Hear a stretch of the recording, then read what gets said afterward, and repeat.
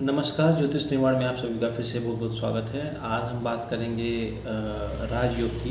तो राजयोग कैसे बनता है, आज इस विषय ज्योतिष कह रहा है ये, तो इस पे आज छोटी सी चर्चा हम रखेंगे।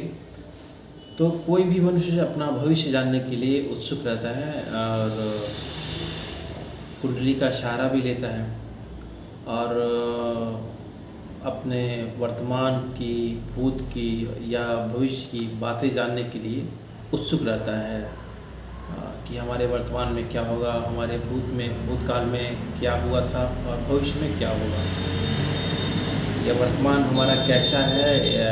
ये कई लोग ये भी जानना चाहते हैं कि हमारा वर्तमान कैसा रहेगा। तो इसके लिए एक बात ज़रूरी है, वो ये है कि आपकी कुंडली सही हो। बशर्ते कुंडली अगर आपकी सही होगी तो ये सब जो बातें हम कह रहे हैं वो जो है सही होता है। और ग्रहों की विशेष परिस्थिति कुंडली में राजयोग भी बनाती है, और राजयोग अगर किसी व्यक्ति का हो तो व्यक्ति को तमाम वैभव, सुख मिलता है, ऐश्वर्य मिलता है। तो कौन से ग्रह जो है वो कुंडली में कैसे राजयोग बनाते हैं, आज हम इस पे बातचीत करेंगे, रखेंगे। और एक चीज़ आपको हम और बता दें, अच्छे कर्म जो है व्यक्ति को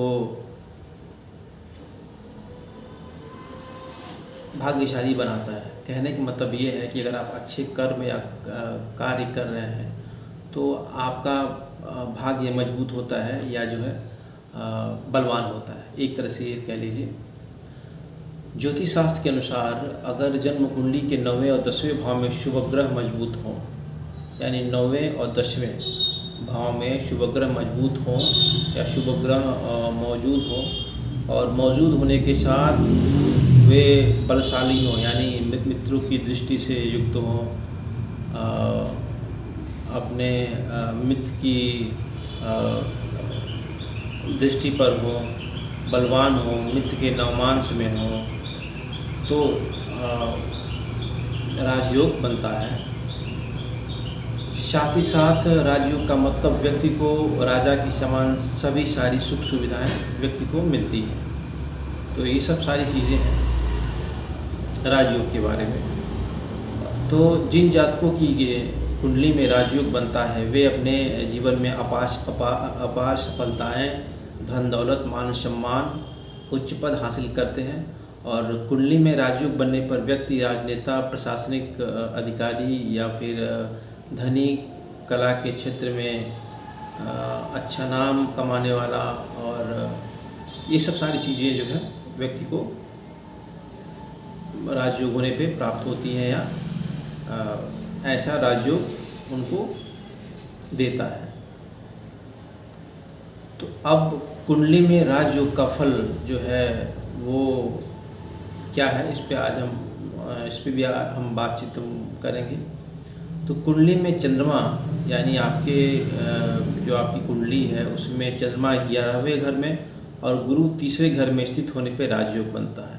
पहली कंडीशन ये है कि चंद्रमा 11वें घर में हो और जो है गुरु वो तीसरे घर में हो तो राजयोग बनता है, पहली कंडीशन। दूसरी कंडीशन ये है कि इस योग को लेकर पैदा हुआ व्यक्ति जो है राजा के समान सुखी होता है, अपने समाज में समृद्धि प्राप्त करता है और धन संपन्न होता है।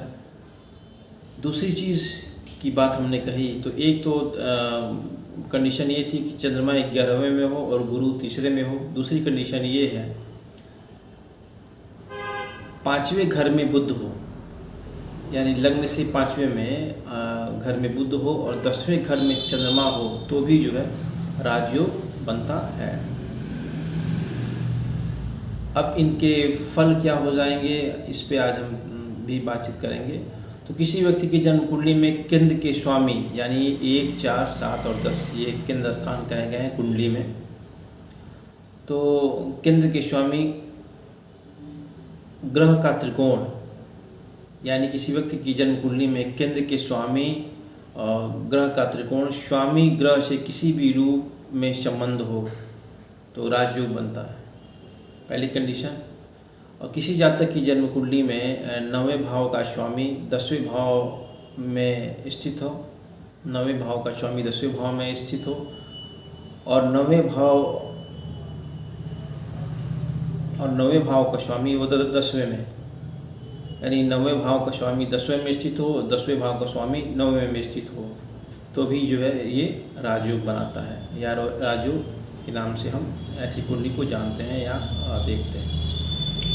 किसी जातक की जन्म कुंडली में 2 या 3 ग्रह उच्च राशि, स्वराशि, मित्र की राशि अथवा नवमांश में शुभ ग्रहों में मौजूद हो तो भी जो है राजयोग बनता है। और किसी जातक की जन्म कुंडली में चंद्रमा की स्थिति से खष्टम यानी छठवां, किसी जातक की जन्म कुंडली में लग्न भाव से अथवा चंद्रमा की स्थिति से खष्टम यानी छठा भाव, सप्तम अथवा एवं भाव में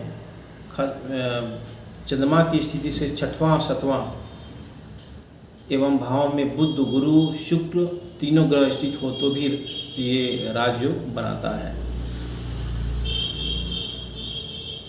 और कुंडली में अगर गुरु बृहस्पति चंद्रमा से केंद्र भाव में स्थित हो, चंद्रमा से केंद्र में यानी 1, 4, 7 और 10 में स्थित हो और किसी क्रूर ग्रह से यानी किसी खराब ग्रह से अगर इनका संबंध न हो तो भी जो है कुंडली में गज केसरी नामक राजयोग बनता है, जो राजयोग के समान ही जो है वो फल देता है।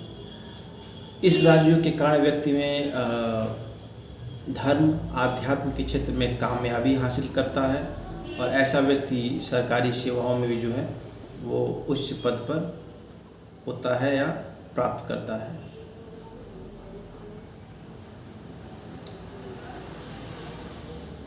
अब राजयोग से भौतिक सुख क्या क्या है वो आपको आज हम बताएंगे। तो कुंडली में जब केंद्र भाव का संबंध त्रिकोण भाव में हो, केंद्र भाव यानी 1, 4, 7 का संबंध त्रिकोण यानी 1, 5, 9 भाव में हो तो ऐसी स्थिति में पराश्री राजयोग का निर्माण होता है। दशावधि में इस योग की प्रभाव से आप धनी समृद्धशाली बनेंगे, आपके पास धन, दौलत, ऐश्वर्य आदि सारी चीज़ें जो है रहेंगी। अब राजयोग से जीवन का हर सुख व्यक्ति को प्राप्त होता है, चाहे कुंडली में जिस राशि में ग्रह नीच का होकर बैठा हो उस राशि का स्वामी उसे देख रहा हो, या फिर जिस राशि में ग्रह नीच का होकर बैठा हो उस राशि का स्वामी स्वगृही होकर युति संबंध बना रहा हो तो नीच भंग राजयोग का सृजन होता है। जिस व्यक्ति की कुंडली में ये योग होता है वो राजा के समान जीवन व्यतीत करता है, लेकिन ऐसी स्थिति जो है हम बहुत कम पाते हैं या बहुत कम देखने को मिलता है।